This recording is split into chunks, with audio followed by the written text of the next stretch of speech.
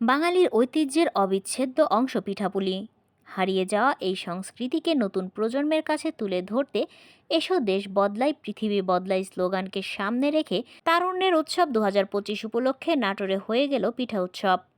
বৃহস্পতিবার নলডাঙ্গা উপজেলার Madhabnagar degree college মাঠে মাধবনগর স্টুডেন্ট সোসাইটির উদ্যোগে নলডাঙ্গা উপজেলা প্রশাসনের সহযোগিতায় আয়োজিত এই উৎসবে অংশ নেয় ২০ জন ক্ষুদ্র উদ্যোক্তা।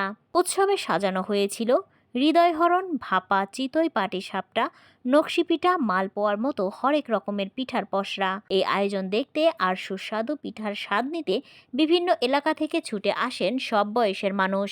উৎসবের মূল আকর্ষণ ছিল উদ্যোক্তাদের পরিশ্রম ও সৃজনশীলতা।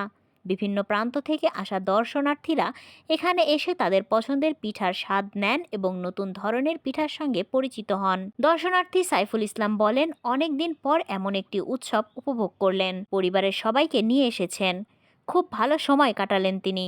উৎসবের শেষ পর্যায়ে দর্শনার্থীদের একটি সাধারণ অনুরোধ শোনা গেল, এমন আয়োজন যেন আরো বড় আকারে করা হয় এবং নিয়মিত হয়। এদিকে তরুণ প্রজন্মের অনেকেই এই ধরনের আয়োজন দেখে মুগ্ধ।